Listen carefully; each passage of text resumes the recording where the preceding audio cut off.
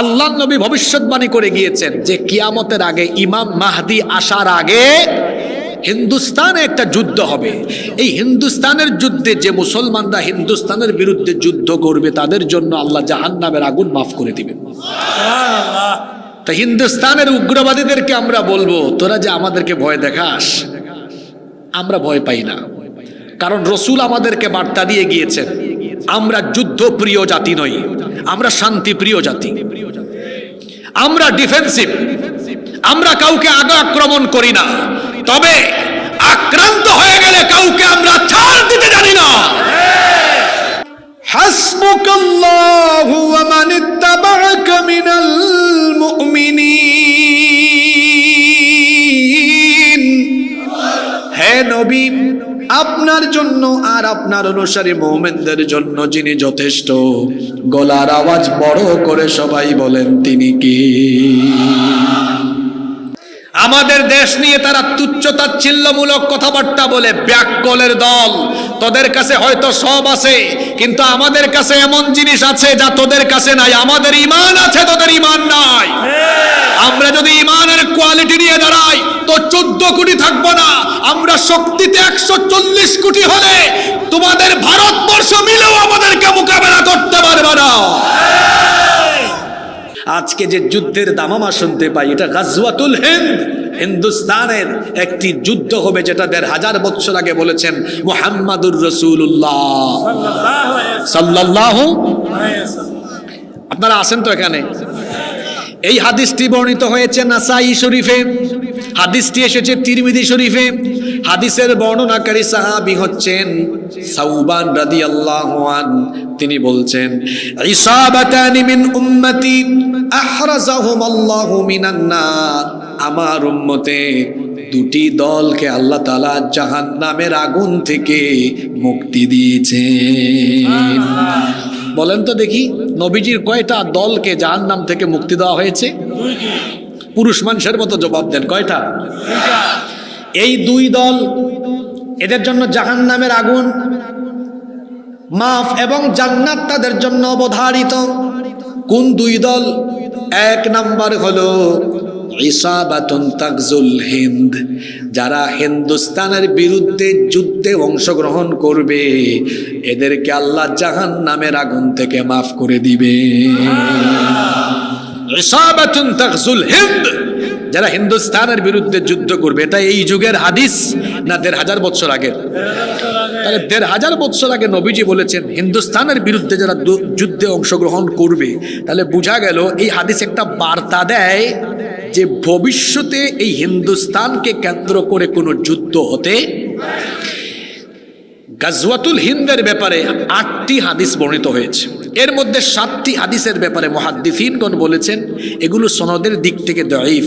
এটি একমাত্র হাদিস, যে হাদিসটা আমি পড়ছি, এই হাদিসের ব্যাপারে মুহাদ্দিসিনদের অভিমত হলো এটি হচ্ছে সনদের দিক থেকে একমাত্র সহিহ হাদিস। যে হাদিসে বলা হচ্ছে এই উম্মতের দুটি দলকে আল্লাহ তাআলা জাহান্নামের আগুন থেকে মুক্তি দিবেন। একদল হলো ইসাবাতুন তাগজুল হিন্দ, যারা হিন্দুস্তানের বিরুদ্ধে যুদ্ধে অংশ নিবে, যুদ্ধে শহীদ না, যুদ্ধে, জোরে বলেন, যুদ্ধে অংশ নিবে, তাদের জন্য জাহান্নাম মাফ। সুবহানাল্লাহ। কি মাফ? আরেকটা হাদিস আছে, যদিও এটা দুর্বল হাদিস। আবু বকর রাদিয়াল্লাহু আনহু বলেছেন, নবী আমার জানমাল সব বিক্রি করে দিয়ে ওই যুদ্ধে আমি অংশ নিব। সুবহানাল্লাহ পড়েন। সম্মানিত ভাইয়েরা, হিন্দুস্তানে অভিযান এটা অনেক আগে শুরু হয়েছে। ওমর রাদিয়াল্লাহু আনহুর সময়ে সর্বপ্রথম 15 হিজরিতে ভারতবর্ষে অভিযান হয়। এরপরে 38 হিজরিতে আরেকবার হয়েছে, 44 হিজরিতে আরেকবার হয়েছে, 92 হিজরিতে আরেকবার হয়েছে, 402 হিজরিতে আরেকবার হয়েছে। তার মানে অনেকবারই হয়েছে। সামনে হতে আল্লাহ নবী ভবিষ্যৎবাণী করে গিয়েছেন যে কিয়ামতের আগে ইমাম মাহদি আসার আগে হিন্দুস্তানে একটা যুদ্ধ হবে। এই হিন্দুস্তানের যুদ্ধে যে মুসলমানরা হিন্দুস্তানের বিরুদ্ধে যুদ্ধ করবে তাদের জন্য আল্লাহ জাহান্নামের আগুন মাফ করে দিবেন। সুবহানাল্লাহ। তা হিন্দুস্তানের উগ্রবাদীদেরকে আমরা বলবো, তোরা যে আমাদেরকে ভয় দেখাস, আমরা ভয় পাই না, কারণ রসুল আমাদেরকে বার্তা দিয়ে গিয়েছেন আমরা যুদ্ধ প্রিয় জাতি নই, আমরা শান্তি প্রিয় জাতি, আমরা ডিফেন্সিভ, আমরা কাউকে আক্রমণ করি না, তবে আক্রান্ত হয়ে গেলে কাউকে আমরা ছাড় দিতে জানি না। আমরা আগে থেকে কাউকে আক্রমণ করি না, এটা আমাদের স্বভাব। কিন্তু আমি ঘুমিয়ে আছি আর আপনি আমার কানের কাছে এসে খুঁচাবেন, তাহলে কিন্তু খবর আছে। একটা সিংহ ঘুমিয়ে থাকলে তো ভালো, ঘুমিয়ে আছে, ঘুমিয়ে থাকতে দেন। কেউ যদি ঘুমিয়ে থাকা সিংহের কানের কাছে এসে খুঁচাখুচি করে আর সিংহ যদি জেগে উঠে, খবর আছে না নাই? মুসলমান হলো সিংহের জাতি। 14 কোটি মুসলমান এই বাংলাদেশে আছে। আমরা পরমত সহিষ্ণু, পরধর্ম সহিষ্ণু, আমরা সম্প্রীতি মেনটেন করে চলাফেরা করি। এদেশে আমরা অন্যান্য ধর্মের ভাই বোনদেরকে সম্মান করি, ভালোবাসি। আমরা এই দেশে মিলেমিশে বসবাস করছি। এরপরেও কেউ যদি আমার দেশের এই সম্প্রীতি নষ্ট করে স্বাধীনতা সার্বভৌমত্বের গায়ে আঘাত কিংবা আমার দেশের মানচিত্রের গায়ে কুনজর দেয়, আমরা বসে থাকবো না। সিংহের মতো যদি আমরা গর্জে উঠি, তাহলে তারা বলে আমাদের মানচিত্র তারা টুকরা টুকরা করবে। আমি বলি আমাদেরকে খেপিয়ে তুললে তোমাদের মানচিত্র টুকরা টুকরা হয়ে যাবে, দিল্লিতে ইসলামের পতাকা উড়িয়ে দেওয়া হবে।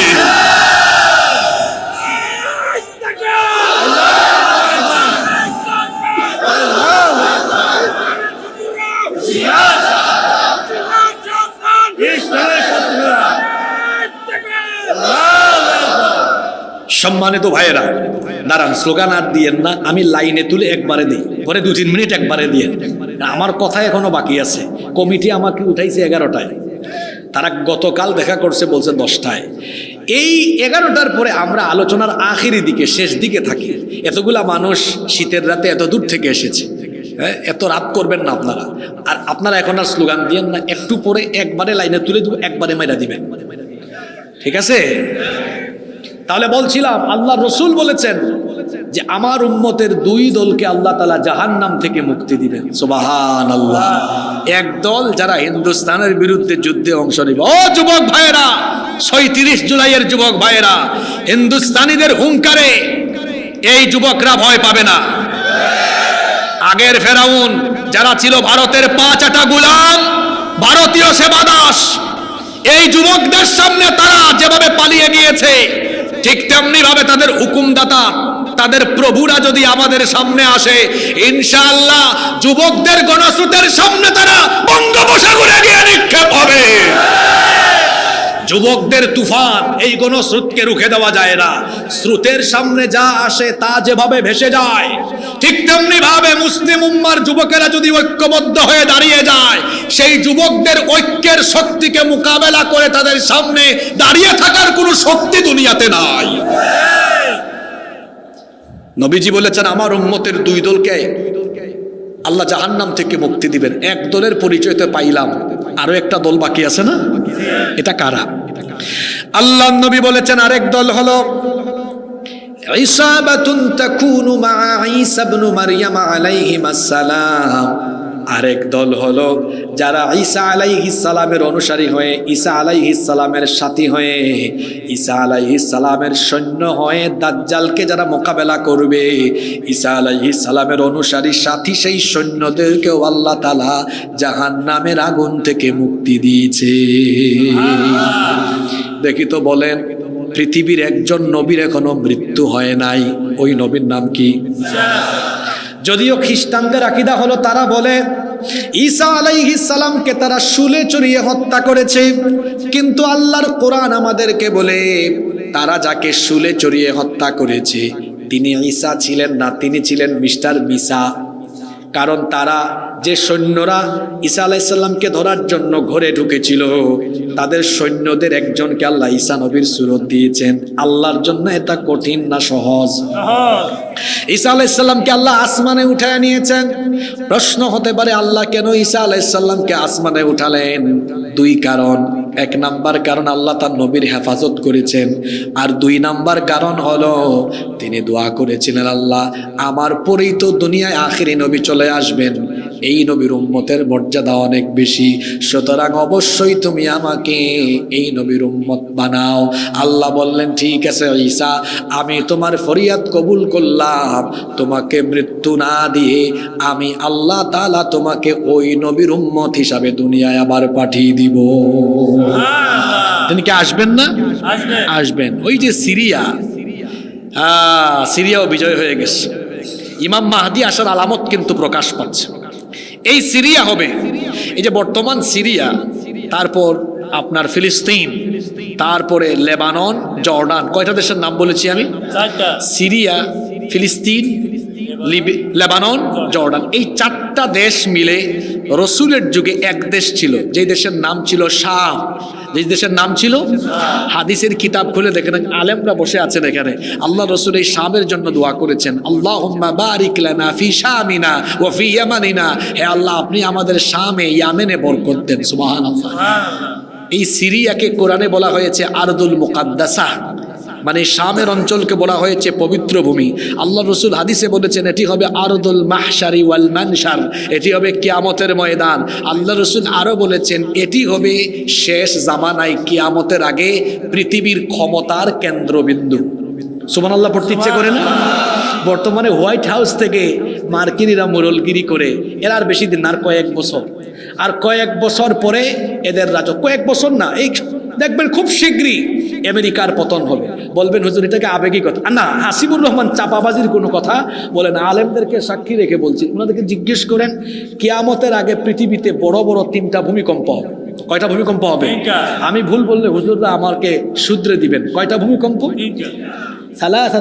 সালাসাতু খুসুফুন ফিল আরদ, 3টা ভূমিকম্প হবে। কোন কোন জায়গায় হবে নবীজি বলে দিয়েছেন এটা। খাসফুন বিল মাশরিক, একটা পৃথিবীর পূর্ব দিকের দেশগুলোতে হবে, ও খাসফুন বিল মাগরিব, আরেকটা পৃথিবীর পশ্চিম দিকের দেশগুলোতে হবে, আর 3 নম্বর আরেকটা হবে ও খাসফুন বিজাজিরাতুল আরব, জাজিরাতুল আরবে আরেকটা হবে। হবেই তো, দেখেন না? হ্যাঁ, সালমানের পুলা মুহাম্মদ যা শুরু করেছে, এদের পতন সামনে আসে। তো এই যে 3 জায়গার ভূমিকম্প, পূর্ব, পশ্চিম আর জাজিরাতুল আরব।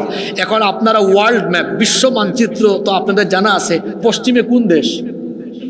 পশ্চিমে কোন দেশ? আমেরিকা। আর তার কিছু দূষর আরো আছে না, যারা এখন পৃথিবীতে বড়াই করে। আল্লাহ রসুলের হাদিস অনুযায়ী এটা যদি জেন জি দেখে, দেখবে, না দেখলে আলফা জেনারেশন, না দেখলে 15 জেনারেশন, ইউটিউবে এই কথা থাকবে, তারা যেন রসুলের হাদিসের সত্যতা মিলিয়ে নেয়। খুব শীঘ্রই আমেরিকা অর্থাৎ পশ্চিমের দিকে থাকা এই দেশ মাটির তলায় দাবিয়ে দেওয়া হবে। ঠিক না? বলেন আল্লাহু আকবার। কুরআন আর এই কি বলে রসুলের হাদিস ঠিক বেঠিক করার আপনি কে? মাহফিলগুলোকে আপনারা রাগ করবেন না আমার কথায়। এই যে আমি দীর্ঘ 1 ঘন্টার উপরে বক্তব্য রাখছি, আমি কি একবারও বলেছি ঠিক কিনা? ওই যে আবার বলে, আমি কি বলেছি একবারও এই কথা বলেছি ঠিক না বেঠিক বলেছি? তো কুরআন হাদিসের কথা আপনি ঠিক বেঠিক করার আপনি কে? বরং আমি দেখবেন আলোচনায় ফাঁকে ফাঁকে কিছুক্ষণ পর বলি সুবহানাল্লাহ, আল্লাহু আকবার। কেন?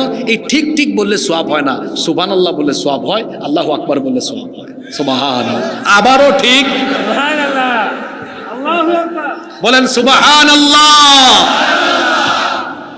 মাহফিলের এই পরিস্থিতি পাল্টা সংস্কারের জন্য আমরা উদ্যোগ নিচ্ছি। যেমন আগামী বছরের সিদ্ধান্ত আমার, আমি এই উত্তরবঙ্গে বড়জোর হাতে গোনা কয়েকটা মাহফিলে আসবো, খুব শর্তারূপ করে আসবো। 9টার আগে আমাকে স্টেজ দিতে হবে। এই শর্তে যারা মাহফিল নেবেন, বড়জোর হাতে গোনা মাত্র কয়েকটা প্রোগ্রাম করব। এত মাহফিলের দরকার নাই, গুছালো কিছু প্রোগ্রাম, গুছালো কিছু কথাবার্তা মানুষের জীবন পরিবর্তনের জন্য যথেষ্ট। দীর্ঘদিনের অভ্যাস তো, পাল্টাইতে একটু সময় লাগবে, অসুবিধা নাই। সম্মানিত ভাইয়েরা আমার দিকে তাকান, গুরুত্বপূর্ণ কথা চলে যাচ্ছে। আমি কোন দেশের কথা জানি বলছিলাম? সিরিয়া। কোন দেশের কথা? সিরিয়া। এটা হবে পৃথিবীর ক্ষমতার কেন্দ্রবিন্দু। এটা আমার কথা নয়, রাসূলুল্লাহ বলেছেন ইমাম মাহদি আসবেন গোটা দুনিয়ায়, তিনি খেলাফত কায়েম করে গোটা পৃথিবীর বাদশা হয়ে পৃথিবী পরিচালনা করবেন। সুবহানাল্লাহ।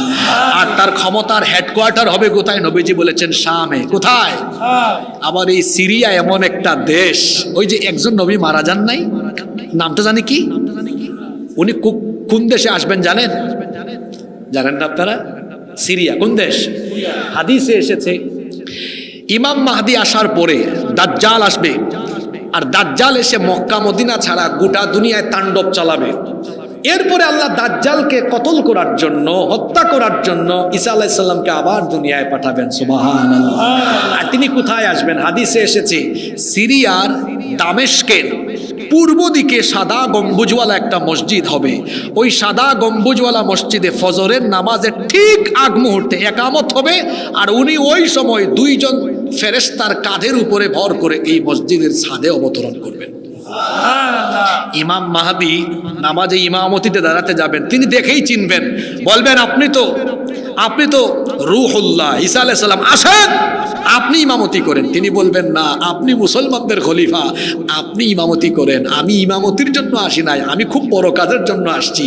নামাজ শেষ করার পরে তিনি দাজ্জালকে বাবে লুদে গিয়ে হত্যা করবেন। আল্লাহর নবী বলেছেন, ঈসা আলাইহিস সালাম দুনিয়াতে আসার পরে দাজ্জালের বিরুদ্ধে যে সেনাবাহিনী গঠিত হবে, ওই সেনাবাহিনীতে ঈসা নবীর সাথে যারা থাকবে, বিনা হিসাবে বিনা বিচারে তারা জান্নাত পাবে। তাইলে আল্লাহ রসুলের ১৫০০ বছর আগের হাদিস, আমার উম্মতের দুই দলকে আল্লাহ জাহান্নাম থেকে কি দিবেন? দুই দলের পরিচয় পাইলাম। এক দল যারা হিন্দুস্তানের বিরুদ্ধে যুদ্ধে অংশ নিবে, আরেক দল যারা ঈসা আলাইহিস সালামের সৈন্য হবে। হে আল্লাহ, তুমি সাক্ষী থেকো, আমরা হায়াতে যদি পাই ঈসা আলাইহিস সালামকে, এই বাংলাদেশ থেকে গিয়ে হলেও তার সৈন্য হবে ইনশাআল্লাহ। আল্লাহ যার সাথে থাকেন, কোনো কিছু কিংবা কেউ তার কোনো ক্ষতি করতে পারে না, তাকে ধ্বংস করে দিতে পারে না। কারণ আল্লাহ যার সাথে থাকবেন তার শক্তি বেড়ে যাবে না, কমে যাবে। আমাদের জাতির পিতা আল্লাহর খলিল সাইয়েদনা ইব্রাহিম আলাইহিস সালাম, তাকে যখন নমরুদ এবং তার বাহিনী বিরাট আয়তনের এলাকা জুড়ে অগ্নিকুণ্ড প্রজ্বলন করে সেখানে নিক্ষেপ করার সব রকমের ব্যবস্থা করলো, এমন সময় ফেরেশতা এসে বললেন, ওগো আল্লাহর খলিল, আপনাকে নমরুদ কিছুক্ষণ পরে আগুনে ফেলে দিবে। কঠিন ঈমানের পরীক্ষায় আপনি অবতীর্ণ হয়েছেন। আগুনের এই কঠিন পরীক্ষায় অবতীর্ণ হওয়া দেখে আল্লাহর ফেরেশতারা বড় মর্মাহত হয়েছে। আপনি আমাকে হুকুম করেন, আপনি যদি আমাকে বলেন তাহলে নমরুদের জ্বালানো এই আগুনের কুণ্ডলীকে আমি সাগরের মধ্যে নিক্ষেপ করতে পারবো। আল্লাহু আকবার। জাতির পিতা তখন বললেন, হে আল্লাহর ফেরেশতা, তুমি কি নিজের ইচ্ছায় আমাকে হেল্প করতে এসেছো, না আল্লাহ তোমাকে হুকুম করেছেন? ফেরেশতা তখন বললেন, আল্লাহ আমাকে হুকুম করেন নাই, আমি নিজের ইচ্ছায় আপনাকে সাহায্য করার জন্য এগিয়ে এসেছি। ইব্রাহিম আলাইহিস সালাম তখন বললেন, মহান আল্লাহ যদি তোমাকে আদেশ না করেন, নিজে নিজে যদি তুমি স্বেচ্ছায় আমার সাহায্যের জন্য এগিয়ে আসো, শোনো, আমি আমার আল্লাহর দ্বীনের পথে থাকার কারণে আজ নমরুদের আগুনের পরীক্ষায় অবতীর্ণ হয়েছি। আমার আল্লাহ যদি তোমাকে হুকুম না করেন, তোমার মতো ফেরেশতার সাহায্য আমার দরকার নাই। তার কারণ হলো হাসবুনাল্লাহু ওয়া নি'মাল ওয়াকিল, আমার জন্য ওই আল্লাহ যথেষ্ট, তিনি আমার উত্তম অভিভাবক। সুবহানাল্লাহ পড়ে। জাতির পিতা বললেন, হে ফেরেশতা শোনো, এই আগুনের পরীক্ষায় আমি অবতীর্ণ হয়েছি, আল্লাহর হুকুম না থাকলে তোমার সাহায্যের আমার দরকার নাই। এই আগুনে ঝাঁপ দিলে আমার আল্লাহ যদি খুশি হন, একবার নয়, দুইবার নয়, আমার আল্লাহ যতবার চাইবেন ততবার আমি এই আগুনে ঝাঁপ দিতে রাজি আছি। আল্লাহ তাআলা তখন বললেন, হে আমার খলিল ইব্রাহিম, আগুনের পরীক্ষায় আপনি পাশ করে ফেলেছেন। আমি দেখতে চেয়েছিলাম কঠিন এই মুসিবতে, কঠিন এই বিপদে আগুনের সামনে দাঁড়িয়ে আমি আল্লাহর কুদরত আপনি উপলব্ধি করতে পারেন কিনা।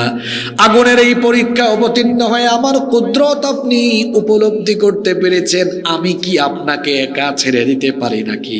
আমি অবশ্যই আপনার সাথে আছি। আল্লাহ তখন নমরুদের জ্বালানো আগুনকে হুকুম করলেন, পুরুষের মতো জবাব দিয়ে বলেন তো, আগুনের মালিক যিনি তিনি কি? সে আল্লাহ আগুনকে হুকুম করলেন, ইয়া নারু কুনি বারদান ওয়া সালামান আলা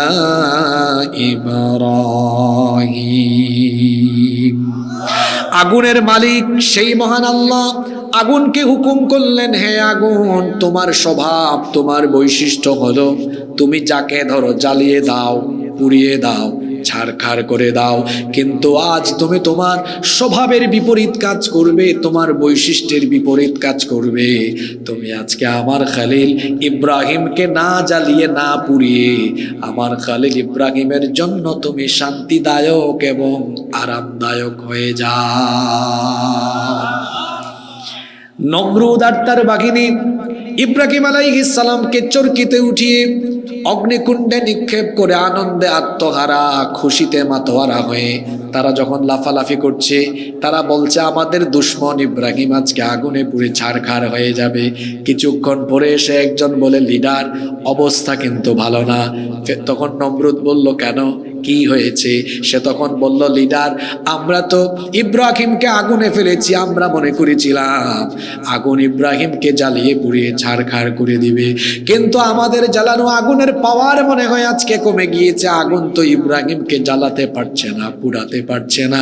লিডার তাকায়া দেখেন আমাদের জ্বালানো আগুন ইব্রাহিমের জন্য ফুল বাগান হয়ে গিয়েছে।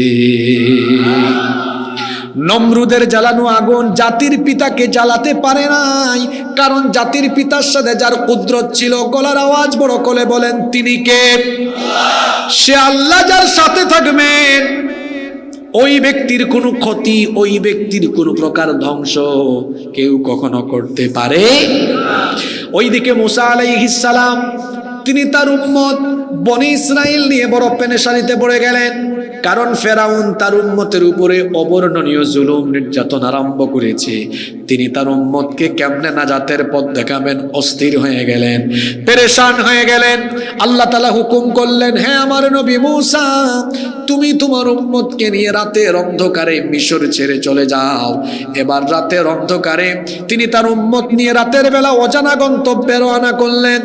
সারা রাত পথ চলতে লাগলেন। ওইদিকে ফেরাউনের কানে এই খবর চলে গেল।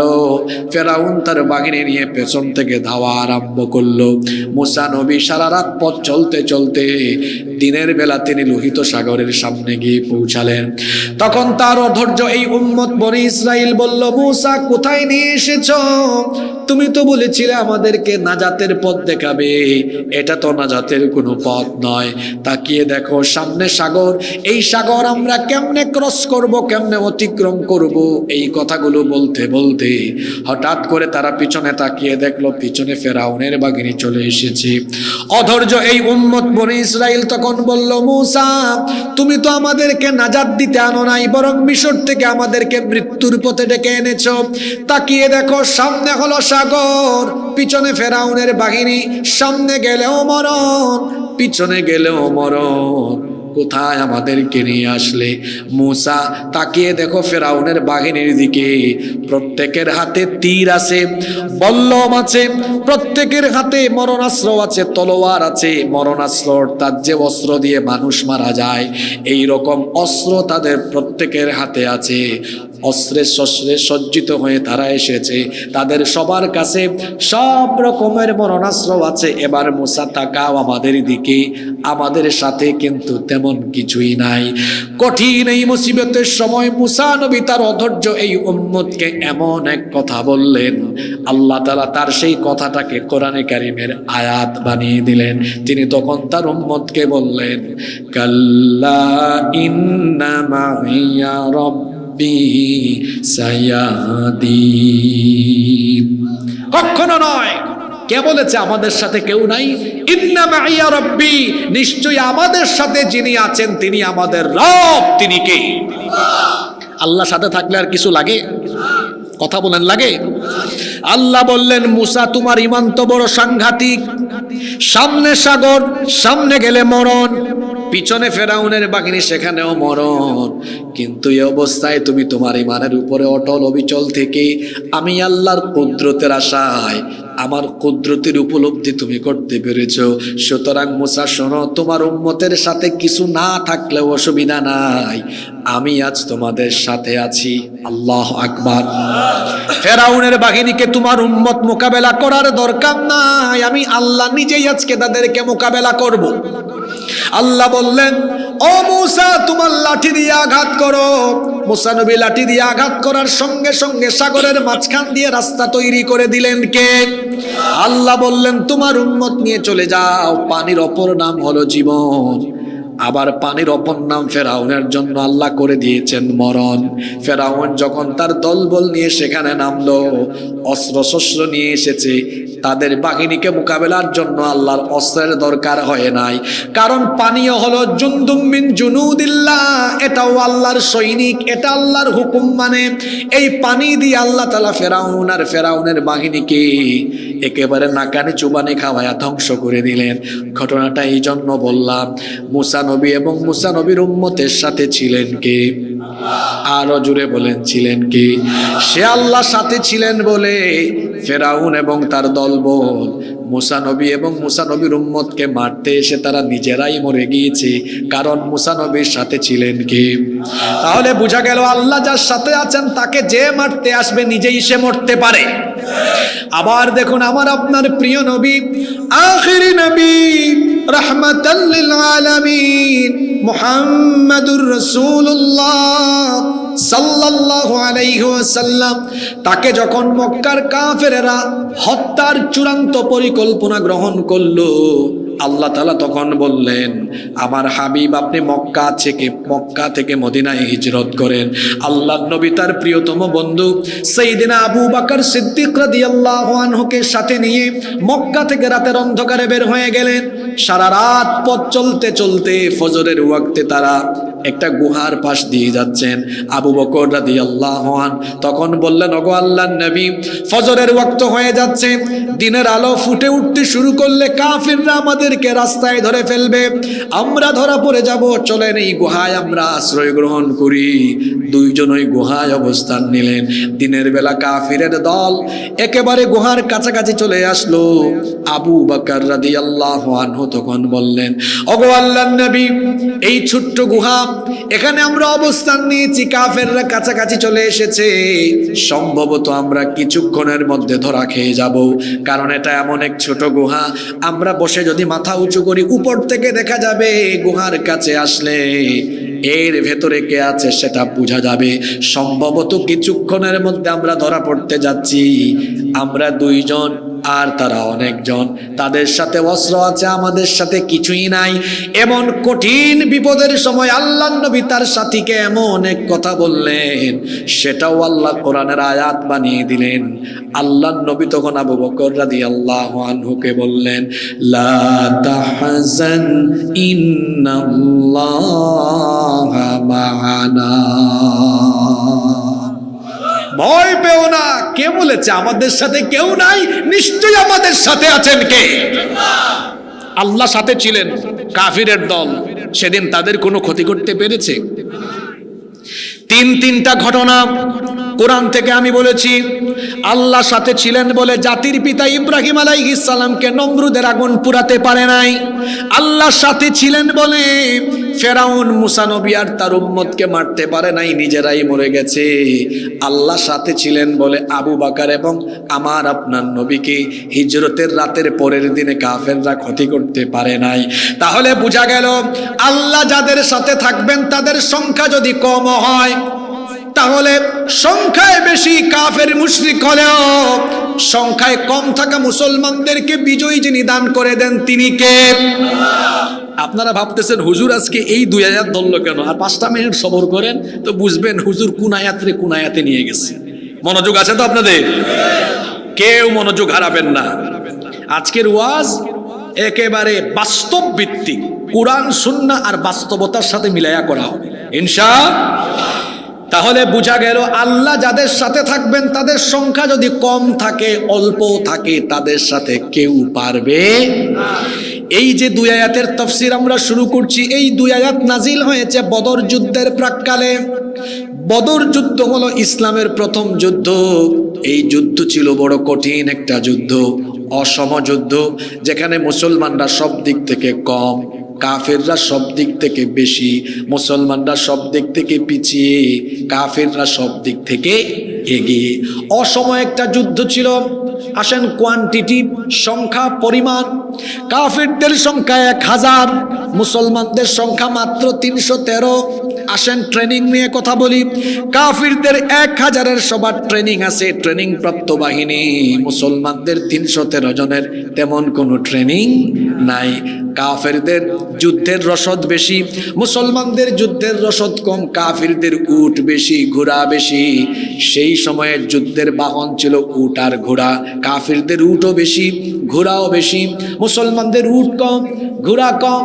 কাফিরদের অস্ত্র বেশি, তাদের কাছে তীর আছে, বল্লম আছে, তলোয়ার আছে। মুসলমানদের কাছে মাত্র কিছু অস্ত্র আছে, আর অনেকের হাতে আছে গাছের ডাল। গাছের, দেখেন তো আমার দিকে তাকান। অর্থবল, সৈন্যবল, জনবল, রসদ, বাহন। যুদ্ধে বিজয়ী হওয়ার জন্য এই 5টা উপাদান গুরুত্বপূর্ণ। আবার বলি, জনবল, অর্থবল, সৈন্যবল, রসদ, বাহন। সবগুলো দিক দিয়ে কাফিররা এগিয়ে, মুসলমানরা পিছিয়ে। সব দিক দিয়ে সবকিছুর সংখ্যা মুসলমানদের বেশি, কিন্তু সব দিক থেকে কাফিরের সংখ্যা বেশি, মুসলমানদের সংখ্যা কম। আল্লাহর নবী 313 জন বদরি বাহিনী নিয়ে বদরের ময়দানে যখন সমবেত হলেন, আল্লাহর নবী মুসলমানদেরকে বললেন, ও ঈমানদারেরা, ভীত হয় না, সন্তুষ্ট হয় না। তোমরা হয়তো দেখছো সব দিক থেকে তারা এগিয়ে, আমরা পিছিয়ে। সব কিছু তাদের আছে, আমাদের হয়তো সব কিছু নাই, এটা ভেবো না। আমাদের কাছে এমন জিনিস আছে যেটা তাদের কাছে নাই। আমাদের কাছে সবচেয়ে বড় অস্ত্র আছে যেটা তাদের কাছে নাই। আমাদের ঈমান আছে, ওদের ঈমান নাই। আমরা যদি ঈমান নিয়ে দাঁড়াতে পারি, কোয়ান্টিটি নয়, ঈমানের কোয়ালিটি থাকার কারণে বদরের যুদ্ধে যিনি আমাদেরকে সাহায্য পাঠাবেন তিনি কে? কোরআনে কারীমের 3 নম্বর সূরা, সূরা আলে ইমরানের 123 নম্বর আয়াতে আল্লাহ বলছেন, ওয়ালাকাদ নাসারাকুমুল্লাহু বিবাদরিন ওয়া আনতুম আযিল্লাহ ফাত্তাকুল্লাহা লাআল্লাকুম তাশকুরুন। আর অবশ্যই আল্লাহ তোমাদেরকে বদরে সাহায্য করেছেন যখন তোমরা ছিলে সংখ্যায় কম। নবী যখন বললেন সংখ্যায় কম হোক, কোনো অসুবিধা নাই, তোমরা যদি ইমানের কোয়ালিটি নিয়ে দাঁড়াতে পারো। কোয়ান্টিটি গুরুত্বপূর্ণ নয়, কোয়ালিটি থাকলে কোয়ান্টিটির উপরে কোয়ালিটি বিজয়ী হয়। আল্লাহর নবী তখন সাহাবীদেরকে বললেন, ভয় পেও না, ইমানের অস্ত্র নিয়ে আজ যদি যুদ্ধের ময়দানে শুধু দাঁড়াতে পারো, তোমরা মোকাবেলা করা লাগবে না। আল্লাহ তাআলা কাফিরদেরকে মোকাবেলার জন্য আমাদের পক্ষে ফেরেশতা পাঠায়া দিবেন। পরবর্তী আয়াত 124 নম্বর আয়াতে সেটাই স্মরণ করিয়ে দিলেন আল্লাহ। আল্লাহ বললেন, ইয তাকুলু লিল মুমিনিনা আলাইয়াকফিয়াকুম আইয়ুমিদ্দাকুম রাব্বুকুম বিসালাসাতি আলাফিম মিনাল মালাইকাতি মুনজালিন। স্মরণ করুন যখন রাসূল মুমিনদেরকে বললেন, এটা কি তোমাদের জন্য যথেষ্ট নয়? তোমরা যদি ঈমান নিয়ে বদরের মাঠে দাঁড়াতে পারো, একজন আর দুইজন নয়, আল্লাহ তাআলা 3000-এর ফেরেশতা পাঠিয়ে বদরের ময়দানে আল্লাহ তোমাদেরকে সাহায্য করবে। আপনারা শুনতেছেন সবাই? তো আল্লাহ কি ফেরেশতা পাঠান নাই? যে সূরা থেকে আমি কথা বলছি, এই সূরার 12 নম্বর আয়াতে আল্লাহ কি বলছেন শুনেন। আল্লাহ ফেরেশতাদেরকে ডাকলেন, ডেকে বললেন, ইয ইউহি রাব্বুকা ইলাল মালাইকাতি আন্নী মাআকুম ফাসাব্বিতুল্লাযীনা আমানু সাউলকি ফি কুলুবিল্লাযীনা কাফারুর রু'বা ফাদরিবু ফাওকাল আ'নাকি ওয়াদরিবু মিনহুম কুল্লা বানান। আল্লাহ তাআলা বলছেন, স্মরণ করুন যখন আপনার রব ফেরেশতাদের কাছে ওহী নাজিল করলেন, ফেরেশতাদেরকে আদেশ করলেন, বদরের ময়দানে আমার 313 জন দাঁড়িয়ে থাকা ঈমানদারদের জন্য তোমরা সাহায্যকারী হয়ে নেমে যাও। আন্নী মাআকুম, নিশ্চয়ই আমি তোমাদের সাথে আছি। ও আমার ফেরেশতারা, ফাসাব্বিতুল্লাযীনা আমানু, বদরের মাঠে গিয়ে এমন কিছু করো যাতে করে আমার ইমানদার বাহিনী দৃঢ় থাকতে পারে, কাফেররা যেন যুদ্ধের মাঠ থেকে তাদেরকে হটাতে না পারে। আল্লাহু আকবার। আল্লাহ ফেরেশতাদেরকে বললেন, সাউলকি ফি কুলুবিল্লাযিনা কাফারুর রু'ব, শীঘ্রই আমি কাফিরদের অন্তরে ভয় ভীতির সঞ্চার করে দিব। আল্লাহ তাআলার শব্দ চয়নের নমুনা কতই না চমৎকার। আল্লাহ ফেরেশতাদেরকে বললেন, ফাদরিবু ফাওকাল আ'নাক। শুনতেছেন? এদিকে তাকান। ফাদরিবু ফাওকাল আ'নাক। আ'নাক, ফেরেশতা যাও তো, নামো, বদরে যাও, আর গিয়ে প্রত্যেকটা কাফেরের ফাদরিবু ফাওকাল আ'নাক, ঘাড়ের উপর আঘাত করো। আল্লাহু আকবার বলেন। এই আদেশ ফেরেশতাদেরকে দিচ্ছেন কে? কি বলছেন? ফাদরিবু ফাওকাল আ'নাক, প্রত্যেক কাফেরের ঘাড়ের উপরে আঘাত করো। আর কি? ওয়াদরিবু মিনহুম কুল্লা বানান, প্রত্যেক কাফেরকে জুরায় জুরায় আঘাত করো। আল্লাহু আকবার। আল্লাহর দেওয়া এই হুকুম ফেরেশতারা কি পালন করেছে? আপনারা শুনতেছেন না? আচ্ছা, আসেন এক কাফিরের মুখ থেকে শুনি আর আরেক বদরি যোদ্ধা সাহাবীর কাছ থেকে শুনি। আবু জাহালের ছেলের নাম হলো ইকরিমা। সিরাতে ইবনে হিশাম, রাহিকুল মাখতুম, রাহমাতাল লিল আলামিন, সিরাতে আরাবী, আল বিদায়া ওয়ান নিহায়া সহ অনেকগুলো সিরাতের গ্রন্থ এবং আল বিদায়া ওয়ান নিহায়ার মতো ঐতিহাসিক এই গ্রন্থে বর্ণনা করা হয়েছে, আবু জাহালের ছেলে ইকরিমা সে বলছে, বদরের ময়দানে আমরা 1000-এর বিরাট বাহিনী নিয়ে আমরা আনন্দের সাথে এগিয়ে যাচ্ছিলাম। মাত্র 313 জন দুর্বল মুসলমানকে আমরা কয়েক মিনিটেই খতম করে দিব। আমরা যখন এগিয়ে যাচ্ছিলাম, আবু জেহেলের ছেলে ইকরিমা বলছে, ইমানদাররা আমাদের কাছে আসার আগে আমি দেখলাম সাদা সাদা কাপড় পরিহিতা কিছু বিরাট দেহী লোকজন এসে যুদ্ধের তারা তুফানের গতিতে, তীব্র গতিতে এসে আমাদের নেতৃবৃন্দের শরীর থেকে মাথা আলাদা করে দিয়েছে। এবার আসেন আর একজন বদরি যোদ্ধা সাহাবী, তার কাছ থেকে শুনি। আবু দাউদ ইবনে মাজিনা রাদিয়াল্লাহু আনহু তিনি বলছেন, বদরের যুদ্ধে আমি এক কাফেরের ঘাড়ের উপরে আঘাত করার জন্য আমার তলোয়ারটা উঁচা করলাম। আমার তলোয়ার নামানোর আগে আমি লক্ষ্য করলাম কে জানি এসে ওই কাফেরের শরীর থেকে মাথাটা আলাদা করে দিয়েছে।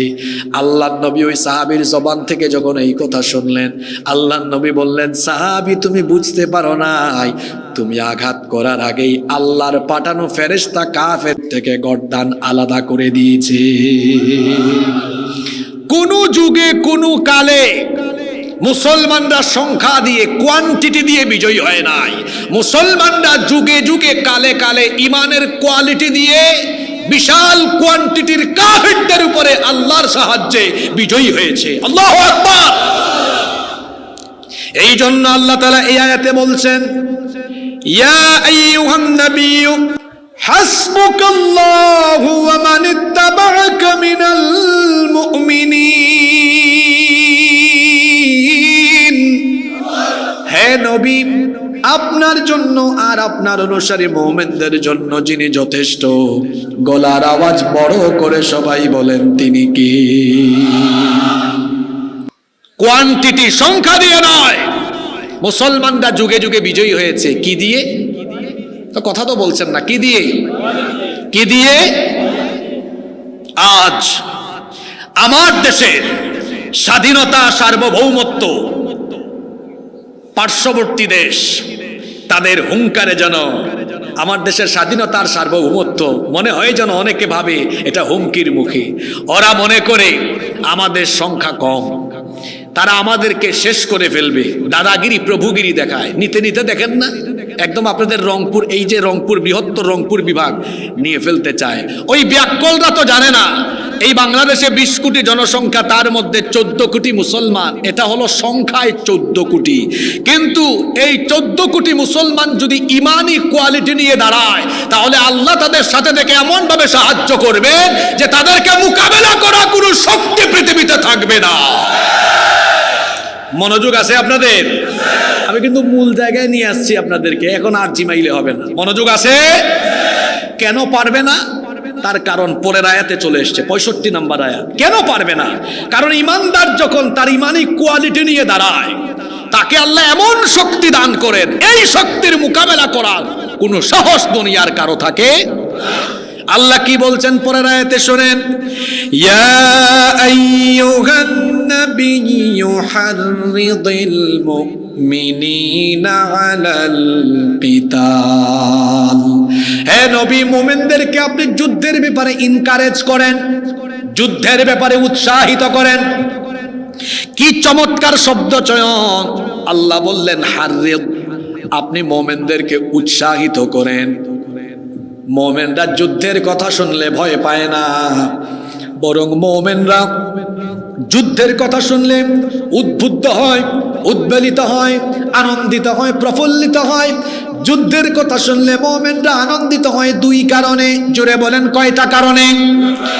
এক নম্বর কারণ হলো যুদ্ধের ময়দানে মুমিন শহীদ হওয়ার সুযোগ আছে। আর শাহাদাতের মৃত্যু হলো এমন এক মৃত্যু, যেই ব্যক্তি যুদ্ধের ময়দানে আল্লাহর পথে শহীদ হবে, আল্লাহ তাআলা ওই শহীদের কাছ থেকে কোনো হিসাব চাইবেন না, আল্লাহ তার কোনো বিচারও করবেন না। বিনা হিসাবে, বিনা বিচারে আল্লাহ তাকে জান্নাত দিয়ে দিবে। তাহলে যুদ্ধের কথা শুনলে, যেই যুদ্ধে শহীদ হওয়ার সুযোগ আছে, যুদ্ধ শুনলে কি ইমানদাররা ভয় পায় নাকি? এজন্য আপনারা জানেন, বহু সাহাবী সুন্দরী স্ত্রী বিয়ে করে বাসর ঘর করে নাই, যুদ্ধের নাম শুনছে, বুঝছে এখনই শহীদ হওয়ার চান্স এসেছে, নতুন বউ ফেলে রেখে যুদ্ধের ময়দানে লড়াই করে শাহাদাতের সুধা পান করেছে। আল্লাহু আকবার। আপনারা তো একজন সাহাবীর নাম জানেন খালি, হানজালা রাদিয়াল্লাহু আনহু। আরো আছে হযরতে জুলাইবিব রাদিয়াল্লাহু আনহুর কাহিনী পড়বেন। কুচকুচে কালো চামড়ার অধিকারী একজন সাহাবী, তিনি এত গরিব মানুষ ছিলেন, বেটে কুচকুচে কালো। আল্লাহর নবী তাকে মদিনার বিখ্যাত এক আনসারী সাহাবীর সুন্দরী মেয়ের সাথে বিয়ে দিয়েছেন। তিনি যুদ্ধের আহ্বান যখন শুনেছেন, বাসর ঘর না করে যুদ্ধের মাঠে গিয়ে তিনি তার জীবনটাকে আল্লাহর প্রতি বিলীন করে শহীদ হয়েছেন। সুবহানাল্লাহ। ওই মুতার যুদ্ধের আরেকজন সাহাবী আছেন, বাসর ঘর ছেড়ে গিয়েছেন, আব্দুল্লাহ বিন রাওয়াহা। আব্দুল্লাহ বিন কি? যুবক ভাইয়েরা কি বুঝলেন? একটা যুবক আর যুবতীর সারা জীবনের আকাঙ্ক্ষার রাত এটা, বাসর রাত, ফুলসজ্জার রাত। সাহাবীরা কি বুঝেছেন? হ্যাঁ, ওই যে আমার জাতীয় কবি বলেছেন, উহারা চাহুক দাসের জীবন, আমরা শহীদি দরজা চাই, নিত্য মৃত্যু ভিতরা, মোরা মৃত্যু কোথায় খুঁজে বেড়াই। মোমেন মৃত্যুকে ভয় পায় না, বরং মোমেন মৃত্যুর মাধ্যমে শাহাদাতের দরজা দিয়ে প্রবেশ করে আল্লাহর জান্নাতে ঘুরে বেড়ানোর সুযোগ পায়। বলছিলাম যুদ্ধের কথা শুনলে মোমেন ভয় পায় না। এক নম্বর কারণ, যুদ্ধের মধ্যে শহীদ হওয়ার সুযোগ আছে, আর শহীদদের আল্লাহ কোনো হিসাব করেন না, বিচারও করেন না। আল্লাহ বলেন, যাও জান্নাতের গেটটা খুলে দিলাম, তোমার যেদিকে মন চায় পুরা জান্নাত তুমি আনন্দের সাথে ঘুরে বেড়াও। দুই নম্বর কারণ, যুদ্ধে মোমেন এই জন্য ভীত হয় না, কারণ যুদ্ধে মোমেন একা থাকে না, তার সাথে যিনি থাকেন, গলার আওয়াজ বড় করে বলেন, তিনি কে? আল্লাহ তাআলা বলছেন, ও নবী, মুমিনদেরকে যুদ্ধের ব্যাপারে উৎসাহিত করেন, কারণ তারা যদি কোয়ালিটি নিয়ে, ইমানের কোয়ালিটি নিয়ে দাঁড়াতে পারে, আমি আল্লাহ তাদের শক্তি এমন ভাবে বাড়িয়ে দিব। খুব ভালো করে আয়াতটা শুনেন। আল্লাহ তাআলা বললেন, ইয়াকুম মিনকুম 20 সাবিরুনা ইয়াগলিবু মিআতাইন। যদি ইমানের উপরে অবিচল থাকা মুমিনের সংখ্যা হয় মাত্র 20 জন, এই 20 জনের গায়ে আমি আল্লাহ এত শক্তি ঢেলে দিব যে তারা 200 জন কাফেরকে পরাস্ত করে, পরাজিত করে দিবে। সুবহানাল্লাহ। আপনারা কি শুনতেছেন? যুবক ভাইরা রেডি তো? আপনাদের জন্য সামনে একটা যুদ্ধ আছে, এই জন্য আজকে আয়াত শোনাচ্ছি, এমনি এমনি ধরে নাই এই আয়াত। তাহলে ইমানের কোয়ালিটিতে সমৃদ্ধ হওয়া 20 জন মোমেন যদি থাকে, কয়শো জনকে পরাজিত করবে? ওই সময় শক্তি দিয়ে দেন কে? আল্লাহ। এই যে আপনারা খায়বারের ইতিহাস জানেন না? খায়বার যুদ্ধে আলী রাদিয়াল্লাহু আনহু এক হাতে তলোয়ার, আরেক হাতে কি? কপাট। কপাট নিয়ে কাফেরদেরকে একদম এবলা থেবলা বানিয়ে দিয়েছে। আল্লাহু আকবার। যুদ্ধের পরে আল্লাহর নবী বললেন, আমার আলী তো এই কপাট দিয়ে কাফেরদেরকে একদম সাইজ করে দিয়েছে। আলী রাদিয়াল্লাহু আনহু বললেন, জি আমি এই কপাট দিয়ে কাফিরদেরকে সাইজ করেছি। নবীজি বললেন, দেখি কপাটটা হাতে নাও তো। এখন এই কপাট হাতে নিতে তিনি শরম পেয়ে গেছেন, লজ্জা পাইছেন। আল্লাহ রসুল বললেন, আলী লজ্জা পেও না, কাফিরদের মোকাবেলার জন্য যুদ্ধকালীন ওই সময়ে তোমার গায়ে আল্লাহ এত শক্তি ঢেলে দিয়েছিলেন। আল্লাহু আকবার। তো ৩৬ জুলাই ছাত্রদের কাছে, জনতার কাছে কোনো অস্ত্র ছিল? কথা বলেন, অস্ত্র ছিল? একটা জিনিস ছিল, বুক ভরা সাহস, আল্লাহর উপর দৃঢ় ঈমান। এটা নিয়ে দাঁড়ানোর কারণে দেখা গিয়েছে অস্ত্র শস্ত্র নিয়ে যারা এসেছে তারা নিজেরাই পালিয়েছে, আর হুকুমদাতারা দেশ ছেড়ে তাদের মামু বাড়িতে চলে গিয়েছে। ঈমান থাকলে পরে ঈমানের মোকাবেলা করা অস্ত্র শস্ত্র দিয়ে অসম্ভব। সে আল্লাহ বলছেন, যদি ঈমানের কোয়ালিটিতে সমৃদ্ধ হওয়া মুমিনের সংখ্যা মাত্র 20 জন হয়, কতজনকে পরাজিত করবে? শোনেন, খুব চমৎকার একটি জায়গায় আলোচনা চলছে, আয়াত শেষ না, এর পরের অংশে কি বলা হচ্ছে শুনেন। وَإِن يَكُن مِّنكُم مِّئَةٌ يَغْلِبُوا أَلْفًا مِّنَ الَّذِينَ كَفَرُوا بِأَنَّهُمْ قَوْمٌ لَّا يَفْقَهُونَ। আর ইমানের কোয়ালিটিতে সমৃদ্ধ থাকা মোমেনের সংখ্যা যদি 200 হয়, তাহলে 1000কে মোকাবেলা করে পরাজিত করে দিবে। সুবহানাল্লাহ পড়বেন না? দেখি তো আপনারা সংখ্যাটা মনে রাখতে পেরেছেন কিনা। 20 জনে 200, মাশাআল্লাহ। এই তো নীলফামারীর মানুষ, 20 জনে 200 আর 200 জনে। আর যুবক ভাইরা, ছাত্র ভাইরা, তাড়াতাড়ি একটু ক্যালকুলেটর মারান তো, জন প্রতি কয়জন পড়ে? জন, এই তো মাশাআল্লাহ, জন প্রতি 4 জন। কেমনে হয় বাবা? 10 জন। 1000 ভাগ 200 কত? 10। 200 গুণ 10 কত হয়? জন প্রতি 10 জন হয় না? 200 জনে 1000, জন প্রতি কত পড়ে? 10 জন করে পড়ে। আর 20 জনে 200, জন প্রতি কত? 10 জন। কথা বলেন, কত? আচ্ছা, এই হিসাব কি এই হুজুরের না আল্লাহর? আল্লাহ। এটা আমি এই আয়াত তো আজকে এমনি ধরি নাই। আল্লাহ এখানে আনুপাতিক হিসাব বুঝাচ্ছেন যে যুদ্ধের সময় মুমিন যদি ঈমান নিয়ে থাকে, এটা বদর যুদ্ধের আয়াত, মুমিন যদি ঈমান নিয়ে দাঁড়ায়। আগেই বলেছিলাম বদরে মুসলমানদের অস্ত্র ছিল না, ছিল কি? ঈমান। জোরে বলতে হবে, আমি দুর্বল মুসলমান দেখতে পারি না। ছিল কি? জোরে বলেন, ছিল কি? আল্লাহ বলছেন এই ঈমান থাকলে পরে সংখ্যায় 20 জন হইলে 200 জনকে পরাজিত করবে, 200 জন 1000 জনকে পরাজিত করবে। ভাগ করলে দেখা যায় জন প্রতি একজন মুমিন কয়জন কাফেররে হারায়? জোরে বলেন, কয়জন? আমাদের দেশের 20 কোটি জনগণ, এখান থেকে যদি মুসলমানের সংখ্যা হয় 14 কোটি, এটা কোয়ান্টিটিতে 14 কোটি, কিন্তু সবাই যদি আল্লাহর উপর অবিচল ঈমান নিয়ে দাঁড়ায়, তখন তারা আর 14 কোটি থাকে না।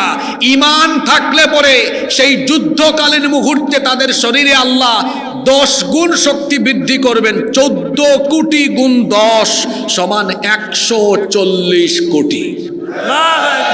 সুবহানাল্লাহ পড়েন। পাশের দেশ থেকে আজ আমাদেরকে হুমকি দেওয়া হয়, বলা হয় আমাদের দেশ তারা দখল করবে, আমাদের দেশ নিয়ে তারা তুচ্ছ-তাচ্ছিল্যমূলক কথাবার্তা বলে। ব্যাককলের দল, তোদের কাছে হয়তো সব আছে, কিন্তু আমাদের কাছে এমন জিনিস আছে যা তোদের কাছে নাই। আমাদের ঈমান আছে, তোদের ঈমান নাই।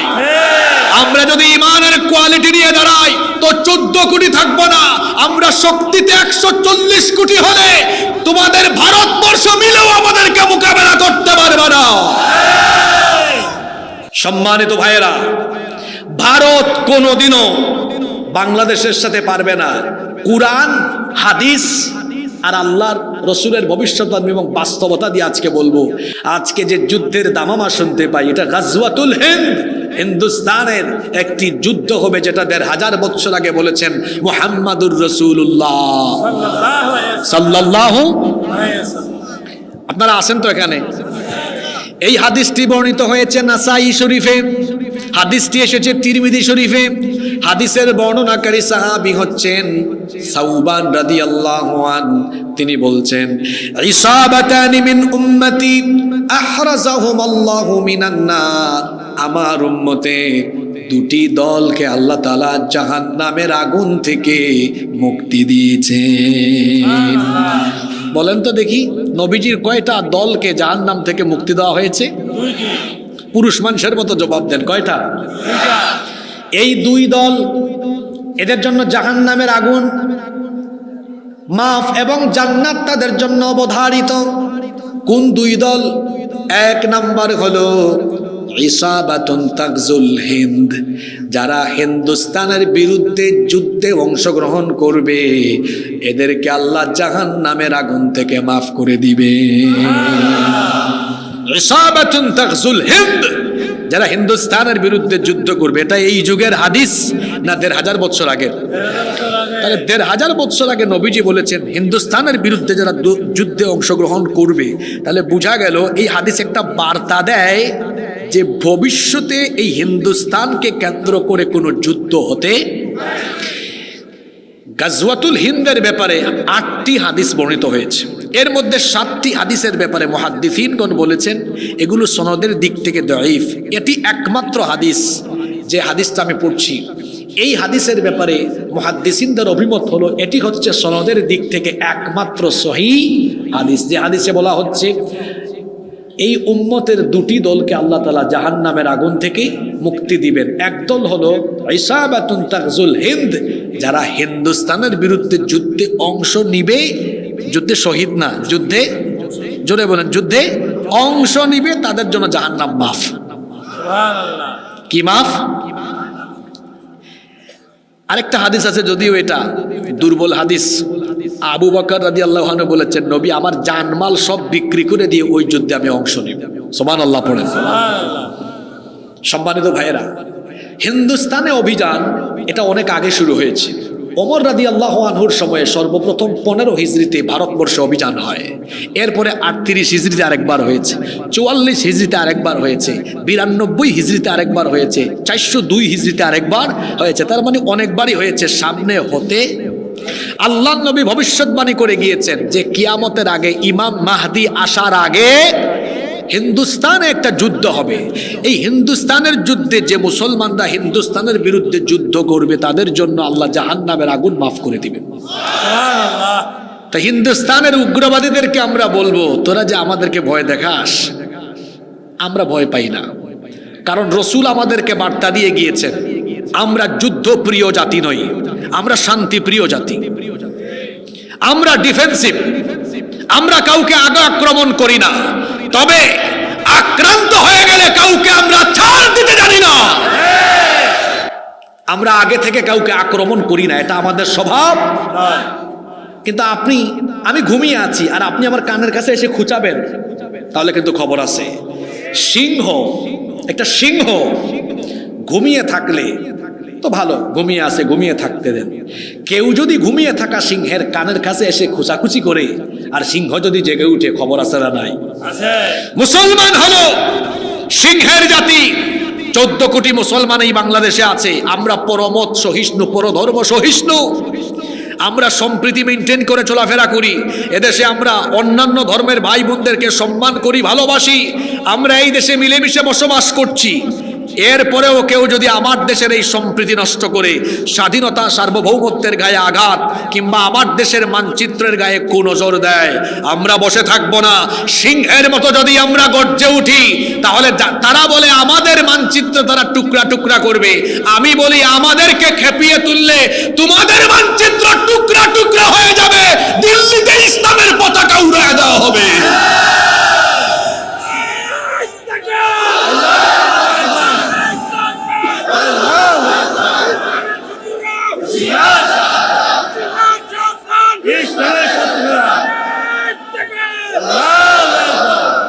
সম্মানিত ভাইয়েরা, দাঁড়ান, স্লোগান আর দিয়েন না, আমি লাইনে তুলে একবারে দিই, পরে 2-3 মিনিট একবারে দিয়েন।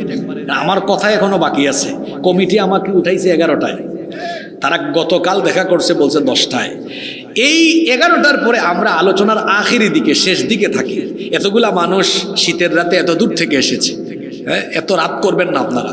আর আপনারা এখন আর স্লোগান দিয়েন না, একটু পরে একবারে লাইনে তুলে দিব, একবারে মেরা দিবেন, ঠিক আছে? তাহলে বলছিলাম আল্লাহ রসুল বলেছেন যে আমার উম্মতের দুই দলকে আল্লাহ তাআলা জাহান্নাম থেকে মুক্তি দিবেন। সুবহানাল্লাহ।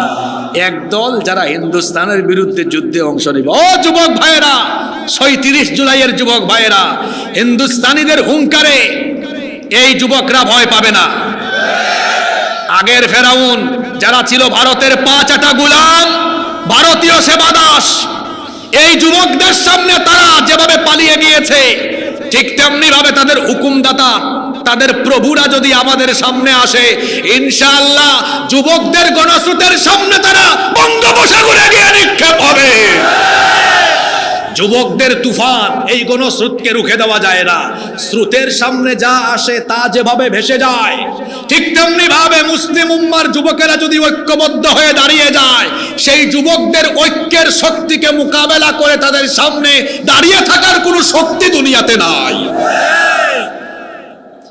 নবীজি বলেছেন আমার উম্মতের দুই দলকে আল্লাহ জাহান্নাম থেকে মুক্তি দিবেন। এক দলের পরিচয় তো পাইলাম, আরো একটা দল বাকি আছে না? এটা কারা? আল্লাহ নবী বলেছেন আরেক দল হলো ইসাবাতুন তাকুনু মা ঈসা ইবনে মারইয়াম আলাইহিস সালাম। আরেক দল হলো যারা ঈসা আলাইহিস সালামের অনুসারী হয়ে, ঈসা আলাইহিস সালামের সাথী হয়ে, ঈসা আলাইহিস সালামের সৈন্য হয়ে দাজ্জালকে যারা মোকাবেলা করবে, ঈসা আলাইহিস সালামের অনুসারী সাথী সেই সৈন্যদেরকেও আল্লাহ তাআলা জাহান্নামের আগুন থেকে মুক্তি দিয়েছে। দেখি তো বলেন, পৃথিবীর একজন নবীর এখনো মৃত্যু হয় নাই, ওই নবীর নাম কি? যদিও খ্রিস্টানদের আকীদা হলো তারা বলে ঈসা আলাইহিস সালামকে তারা শুলে চড়িয়ে হত্যা করেছে, কিন্তু আল্লাহর কোরআন আমাদেরকে বলে তারা যাকে শুলে চড়িয়ে হত্যা করেছে তিনি ঈসা ছিলেন না, তিনি ছিলেন মিস্টার মিসা। কারণ তারা যে সৈন্যরা ঈসা আলাইহিস সালামকে ধরার জন্য ঘরে ঢুকেছিল, তাদের সৈন্যদের একজনকে আল্লাহ ঈসা নবীর সুরত দিয়েছেন। আল্লাহর জন্য এটা কঠিন না সহজ? ঈসা আলাইহিস সালামকে আল্লাহ আসমানে উঠায় নিয়েছেন। প্রশ্ন হতে পারে আল্লাহ কেন ঈসা আলাইহিস সালামকে আসমানে উঠালেন? দুই কারণ। এক নাম্বার কারণ আল্লাহ তার নবীর হেফাজত করেছেন, আর দুই নাম্বার কারণ হলো তিনি দোয়া করেছিলেন আল্লাহ আমার পরেই তো দুনিয়ায় আখিরি নবী চলে আসবেন, এই নবীর উম্মতের মর্যাদা অনেক বেশি, সুতরাং অবশ্যই তুমি আমাকে এই নবীর উম্মত বানাও। আল্লাহ বললেন ঠিক আছে ঈসা, আমি তোমার ফরিয়াদ কবুল করলাম, তোমাকে মৃত্যু না দিয়ে আমি আল্লাহ তাআলা তোমাকে ওই নবীর উম্মত হিসাবে দুনিয়ায় আবার পাঠিয়ে দিব। তিনি কি আসবেন না? আসবেন। ওই যে সিরিয়া, সিরিয়াও বিজয় হয়ে গেছে, ইমাম মাহদি আসার আলামত কিন্তু প্রকাশ পাচ্ছে। এই সিরিয়া হবে, এই যে বর্তমান সিরিয়া, তারপর আপনার ফিলিস্তিন, তারপরে লেবানন, জর্ডান, কয়টা দেশের নাম বলেছি আমি? সিরিয়া, ফিলিস্তিন, লেবানন, জর্ডান, এই 4টা দেশ মিলে রসুলের যুগে এক দেশ ছিল, যে দেশের নাম ছিল শাম। যে দেশের নাম ছিল, হাদিসের কিতাব খুলে দেখেন আলেমরা বসে আছেন এখানে, আল্লাহ রসুল এই শামের জন্য দোয়া করেছেন, আল্লাহুম্মা বারিক লানা ফি শামিনা ওয়া ফি ইয়ামানিনা, হে আল্লাহ আপনি আমাদের শামে, ইয়ামেনে বরকত দেন। সুবহানাল্লাহ। এই সিরিয়াকে কোরআনে বলা হয়েছে আরদুল মুকাদ্দাসা, মানে শামের অঞ্চলকে বলা হয়েছে পবিত্র ভূমি। আল্লাহ রসুল হাদিসে বলেছেন এটি হবে আরদুল মাহশারি ওয়াল মানশার, এটি হবে কিয়ামতের ময়দান। আল্লাহ রসুল আরো বলেছেন এটি হবে শেষ জামানায় কিয়ামতের আগে পৃথিবীর ক্ষমতার কেন্দ্রবিন্দু। সুবহানাল্লাহ পড়তে ইচ্ছে করে না? বর্তমানে হোয়াইট হাউস থেকে মার্কিনিরা মোরলগিরি করে, এর আর বেশি দিন, আর কয়েক বছর, আর কয়েক বছর পরে এদের রাজত্ব, কয়েক বছর না, এই দেখবেন খুব শীঘ্রই আমেরিকার পতন হবে। বলবেন হুজুর এটাকে আবেগী কথা না, হাসিবুর রহমান চাপাবাজির কোনো কথা বলেন, আলেমদেরকে সাক্ষী রেখে বলছি, ওনাদেরকে জিজ্ঞেস করেন কিয়ামতের আগে পৃথিবীতে বড় বড় 3টা ভূমিকম্প হবে। কয়টা ভূমিকম্প হবে? আমি ভুল বললে হুজুররা আমাকে শুধরে দিবেন। কয়টা ভূমিকম্প? সালাসাতু খুসুফুন ফিল আরদ, 3টা ভূমিকম্প হবে। কোন কোন জায়গায় হবে নবীজি বলে দিয়েছেন এটা। খাসফুন বিল মাশরিক, একটা পৃথিবীর পূর্ব দিকের দেশগুলোতে হবে, ও খাসফুন বিল মাগরিব, আরেকটা পৃথিবীর পশ্চিম দিকের দেশগুলোতে হবে, আর 3 নম্বর আরেকটা হবে ও খাসফুন বিজাজিরাতুল আরব, জাজিরাতুল আরবে আরেকটা হবে। হবেই তো, দেখেন না? হ্যাঁ, সালমানের পুলা মুহাম্মদ যা শুরু করেছে, এদের পতন সামনে আসে। তো এই যে 3 জায়গার ভূমিকম্প, পূর্ব, পশ্চিম আর জাজিরাতুল আরব। এখন আপনারা ওয়ার্ল্ড ম্যাপ, বিশ্ব মানচিত্র তো আপনাদের জানা আছে, পশ্চিমে কোন দেশ? পশ্চিমে কোন দেশ? আমেরিকা। আর তার কিছু দূষর আরো আছে না, যারা এখন পৃথিবীতে বড়াই করে আল্লাহ রসুলের হাদিস অনুযায়ী। এটা যদি জেন জি দেখে, দেখবে, না দেখলে আলফা জেনারেশন, না দেখলে 15 জেনারেশন, ইউটিউবে এই কথা থাকবে। তারা যেন রসুলের হাদিসের সত্যতা মিলিয়ে নেয়। খুব শীঘ্রই আমেরিকা অর্থাৎ পশ্চিমের দিকে থাকা এই দেশ মাটির তলায় দাবিয়ে দেওয়া হবে। ঠিক না? বলেন আল্লাহু আকবার। কুরআন আর এই কি বলে রসুলের হাদিস ঠিক বেঠিক করার আপনি কে? মাহফিলগুলোকে আপনারা রাগ করবেন না আমার কথায়। এই যে আমি দীর্ঘ 1 ঘন্টার উপরে বক্তব্য রাখছি, আমি কি একবারও বলেছি ঠিক কিনা? ওই যে আবার বলে, আমি কি বলেছি একবারও এই কথা বলেছি ঠিক না বেঠিক বলেছি? তো কুরআন হাদিসের কথা আপনি ঠিক বেঠিক করার আপনি কে? বরং আমি দেখবেন আলোচনায় ফাঁকে ফাঁকে কিছুক্ষণ পর বলি সুবহানাল্লাহ, আল্লাহু আকবার। কেন? এই ঠিক ঠিক বললে সওয়াব হয় না, সুবহানাল্লাহ বললে সওয়াব হয়, আল্লাহু আকবার বললে সওয়াব হয়। সুবহানাল্লাহ, আবারও ঠিক সুবহানাল্লাহ, আল্লাহু আকবার বলেন সুবহানাল্লাহ। মাহফিলের এই পরিস্থিতি পাল্টা সংস্কারের জন্য আমরা উদ্যোগ নিচ্ছি। যেমন আগামী বছরের সিদ্ধান্ত আমার, আমি এই উত্তরবঙ্গে বড়জোর হাতে গোনা কয়েকটা মাহফিলে আসবো, খুব শর্তারূপ করে আসবো। 9টার আগে আমাকে স্টেজ দিতে হবে। এই শর্তে যারা মাহফিল নেবেন, বড়জোর হাতে গোনা মাত্র কয়েকটা প্রোগ্রাম করব। এত মাহফিলের দরকার নাই, গুছালো কিছু প্রোগ্রাম, গুছালো কিছু কথাবার্তা মানুষের জীবন পরিবর্তনের জন্য যথেষ্ট। দীর্ঘদিনের অভ্যাস তো, পাল্টাইতে একটু সময় লাগবে, অসুবিধা নাই। সম্মানিত ভাইয়েরা আমার দিকে তাকান, গুরুত্বপূর্ণ কথা চলে যাচ্ছে। আমি কোন দেশের কথা জানি বলছিলাম? সিরিয়া। কোন দেশের কথা? সিরিয়া। এটা হবে পৃথিবীর ক্ষমতার কেন্দ্রবিন্দু। এটা আমার কথা নয়, রাসূলুল্লাহ বলেছেন ইমাম মাহদী আসবেন গোটা দুনিয়ায়, তিনি খেলাফত কায়েম করে গোটা পৃথিবীর বাদশা হয়ে পৃথিবী পরিচালনা করবেন। সুবহানাল্লাহ। আর তার ক্ষমতার হেডকোয়ার্টার হবে কোথায়? নবীজি বলেছেন শামে। কোথায়? আবার এই সিরিয়া এমন একটা দেশ, ওই যে একজন নবী মারা যান নাই, নামটা জানি কি? উনি কোন দেশে আসবেন জানেন? জানেন না আপনারা? সিরিয়া। কোন দেশ? হাদিসে এসেছে ইমাম মাহদী আসার পরে দাজ্জাল আসবে, আর দাজ্জাল এসে মক্কা মদিনা ছাড়া গোটা দুনিয়ায় তাণ্ডব চালাবে। এরপরে আল্লাহ দাজ্জালকে কতল করার জন্য, হত্যা করার জন্য ঈসা আলাইহিস সালামকে আবার দুনিয়ায় পাঠাবেন। সুবহানাল্লাহ। আর তিনি কোথায় আসবেন? হাদিসে এসেছে সিরিয়ার দামেস্কের পূর্ব দিকে সাদা গম্বুজওয়ালা একটা মসজিদ হবে। ওই সাদা গম্বুজওয়ালা মসজিদে ফজরের নামাজের ঠিক আগ মুহূর্তে একামত হবে, আর উনি ওই সময় 2 জন ফেরেশতার কাঁধের উপরে ভর করে এই মসজিদের ছাদে অবতরণ করবেন। ইমাম মাহদী নামাজে ইমামতিতে দাঁড়াতে যাবেন, তিনি দেখেই চিনবেন, বলবেন আপনি তো রূহুল্লাহ, ঈসা আলাইহিস সালাম, আসেন আপনি ইমামতি করেন। তিনি বলবেন না, আপনি মুসলমানদের খলিফা, আপনি ইমামতি করেন। আমি ইমামতির জন্য আসি নাই, আমি খুব বড় কাজের জন্য আসছি। নামাজ শেষ করার পরে তিনি দাজ্জালকে বাবে লুদে গিয়ে হত্যা করবেন। আল্লাহর নবী বলেছেন ঈসা আলাইহিস সালাম দুনিয়াতে আসার পরে দাজ্জালের বিরুদ্ধে যে সেনাবাহিনী গঠিত হবে, ওই সেনাবাহিনীতে ঈসা নবীর সাথে যারা থাকবে, বিনা হিসাবে বিনা বিচারে তারা জান্নাত পাবে। তাইলে আল্লাহ রসুলের 1500 বছর আগের হাদিস, আমার উম্মতের 2 দলকে আল্লাহ জাহান্নাম থেকে কি দিবেন? 2 দলের পরিচয় পাইলাম। এক দল যারা হিন্দুস্তানের বিরুদ্ধে যুদ্ধে অংশ নিবে, আরেক দল যারা ঈসা আলাইহিস সালামের সৈন্য হবে। হে আল্লাহ, তুমি সাক্ষী থেকো, আমরা হায়াতে যদি পাই ঈসা আলাইহিস সালামকে, এই বাংলাদেশ থেকে গিয়ে হলেও তার সৈন্য হবে ইনশাআল্লাহ। বলেন ইনশাআল্লাহ। আর আরেক দল তো যা শুরু করছে, আমি তো আগেই বলেছি, আমরা যুদ্ধ প্রিয় নই, আমরা শান্তি প্রিয়। কিন্তু 5ই আগস্টে দাদা বাবুরা তাদের সেবা দাস, তাদের পা চাটা গুলামদেরকে বাংলাদেশ থেকে তারা যখন হারিয়েছে, তখন রাতের ঘুম হারাম, মাথা পাগল হয়ে গিয়েছে।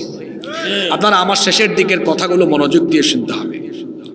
পৃথিবীতে বাংলাদেশের সবচেয়ে বড় দুশ্মন হলো ভারত। এটা যে বিশ্বাস করে না, তার ভূ রাজনীতি, আন্তর্জাতিক রাজনীতি নিয়ে কোনো জ্ঞান। ওরা কি করে? ওরা সব নেয় বাংলাদেশ থেকে, কিছু দেয়? কে বলছে দেয় না? দেয়। সীমান্তে ফেলানির লাশ আর শুকনা মৌসুমে পানি না দিয়া বর্ষা মৌসুমে পানিতে ডুবাইয়া মারে। গত 15 বছর যারা এই দেশে ছিল, ভারত যা চেয়েছে তাই তারা করেছে। ভারতকে খুশি করার জন্য পিলখানা হত্যাকাণ্ড ঘটানো হয়েছে। ভারতকে খুশি করার জন্য 13 সালে শাপলা চত্বরে আলেম উলামা আর ছাত্রদেরকে নির্বিচারে গুলি করা হয়েছে। ভারতকে খুশি করার জন্য আল্লামা সাঈদী নিরপরাধ ছিলেন, তাকে জেলখানায় রেখে বিষ প্রয়োগে অন্যায়ভাবে হত্যা করা হয়েছে। ভারতকে খুশি করার জন্য কি কি করা হয়েছে আপনারা সব জানেন। তারা যখন তাদের পা চাটা গুলামদেরকে হারিয়েছে, আমি আপনাদেরকে বলছি, আপনারা সাক্ষী আছেন। 5 আগস্টের পর থেকে আজ পর্যন্ত তাদের মিডিয়ায় বাংলাদেশের বিরুদ্ধে বদনাম, বিষেধাগার, অপপ্রচার আর মিথ্যাচার করে যাচ্ছে। তারা বলতেছে কি, বাংলাদেশে হিন্দুদের বাড়িঘর, বাংলাদেশে হিন্দুদের বাড়িঘর জায়গা জমি লুটপাট করা হচ্ছে, তাদের উপরে নির্যাতন করা হচ্ছে, এটা তাদের অভিযোগ। কিন্তু এই অভিযোগের সাথে কি বাস্তবতার কোনো মিল আছে? বরং বাস্তবতা হলো বাংলাদেশে হিন্দুরা এবং অন্যান্য ধর্মের সবাই জামায়া ধরে আছে। যখন ইসকনের উগ্রবাদীরা সনাতনী হিন্দু ভাই বোনদেরকে নিয়ে আন্দোলন, ওই যে আমি বলি সুখে থাকতে ভূতে কিলায়, সুখে থাকতে, এই চিন্ময় কুমার যাকে রাষ্ট্রদ্রোহ মামলায় এখন বর্তমানে জেলে রাখা হয়েছে, এরা সবাই মিলে ভারতীয় এজেন্ডা বাস্তবায়নে যখন হিন্দু মুসলমানের মধ্যে দাঙ্গা লাগিয়ে বাংলাদেশকে অস্থিতিশীল করে গৃহযুদ্ধ লাগিয়ে দেওয়ার অপচেষ্টা করেছে। আলহামদুলিল্লাহ, বাংলাদেশের হিন্দু, মুসলিম, বৌদ্ধ, খ্রিস্টান সব ধর্মের মানুষ ঐক্যবদ্ধ হয়ে তাদের সেই অপচেষ্টাকে রুখে দিয়েছে। যখন যখন যখন রুখে দিল, তখন তারা কি করছে আপনারা জানেন। তাদের মিডিয়ায় এখন কি হুমকি ধামকি দেওয়া হয় দেখবেন। এই যে রিপাবলিক বাংলা একটা টেলিভিশন চ্যানেল আছে, ময়ূখ রঞ্জন, ওই ব্যাংক যেরকম লাফায় ও শুধু লাফায়।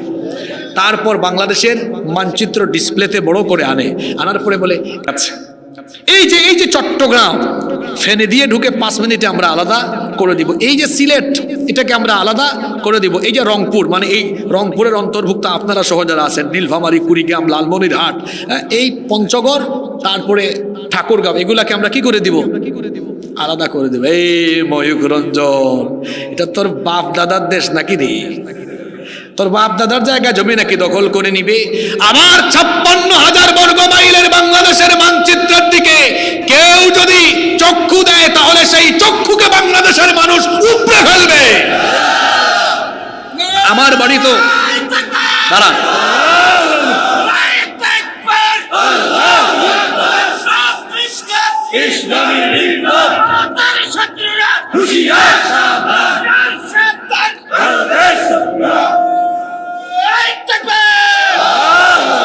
সম্মানিত ভাইয়েরা, আমি বললাম যে একবারে দিয়ে, তাও আপনারা দাঁড়ায় গেছেন, একটু তো সময় দিবেন আমাকে, একটু সময় দিবেন না?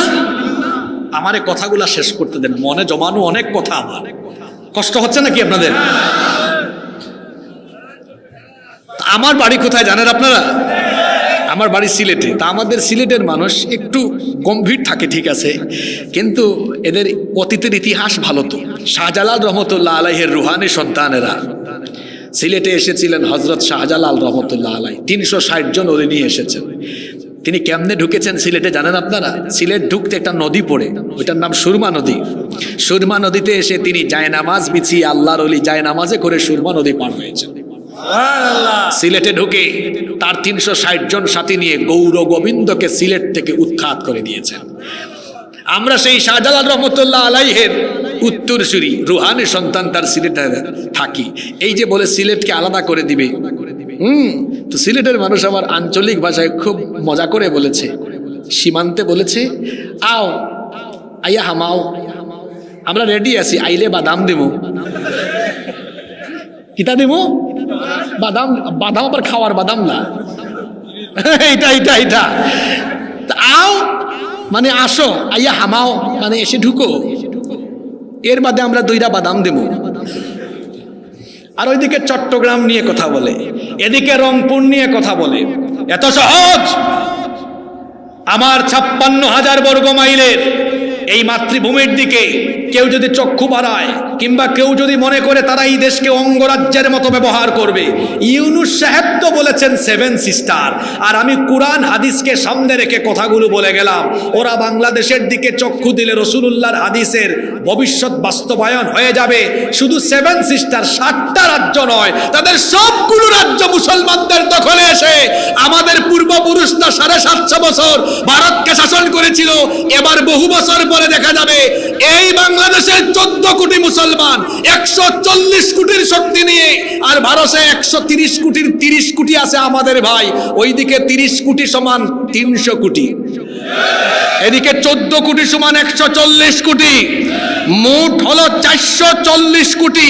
শিল পাটা পাটা পুতাইলের মাঝখানে যা পড়ে তা যেমন এবলা থেবলা হয়ে যায়, ঠিক তেমনি 14 কোটি 140 কোটির শক্তি নিয়ে, আর ওই দিকের 30 কোটি 300 কোটি, মোট 300 কোটি আর 140 কোটির মাঝখানে উগ্রবাদীরা যখন পড়বে, তাদের মানচিত্র এবলা থেবলা হয়ে যাবে। 800 বছরের সেই শাসনামল ফিরে এসে আবার দিল্লিতে কালেমার পতাকা উড়বে। এটা আজকে আমি এই নীলফামারীতে বলে গেলাম ইনশাআল্লাহ। এবং এই রকম পরিস্থিতি তৈরি হলে তারা নিশ্চিত পরাজিত হবে। দলিল হলো রাসূলুল্লাহর হাদিস। রাসূলুল্লাহ বলেছেন, বলেন সাল্লাল্লাহু, কিয়ামতের আগে ভারতবর্ষে একটা যুদ্ধ হবে, গাজওয়াতুল হিন্দ, প্রচুর মুসলমান শহীদ হবে, কিন্তু এই যুদ্ধে মুসলমান বিজয়ী হবে। সুবহানাল্লাহ। তাহলে কোরআন হাদিস বলছে আমরা পারবো, নাকি পারবেন না? ব্যাটারি ফিউজ আছে না আজকে ব্যাটারি ফুল চার্জ? যুবকদের ব্যাটারির চার্জের কি অবস্থা?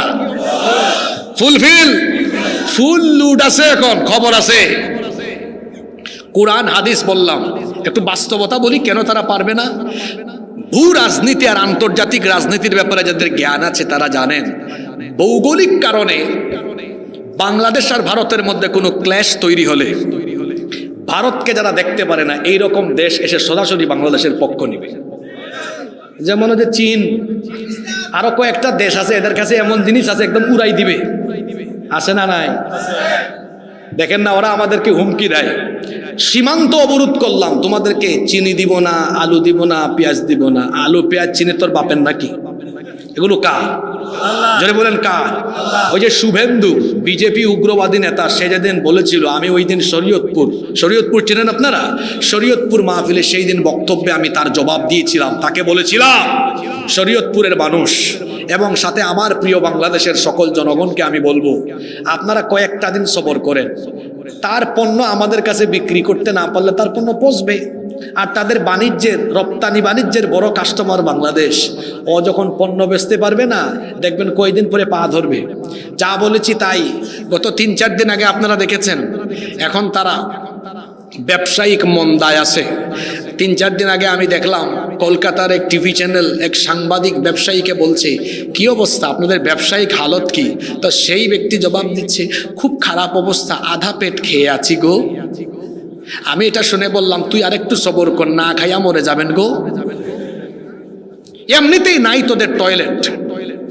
বিবিসি বলছে ওই দেশের 60 কোটি মানুষ, তাদের স্বাস্থ্যসম্মত পায়খানার ব্যবস্থা নেই, ওরা খোলা মাঠে পায়খানা করে।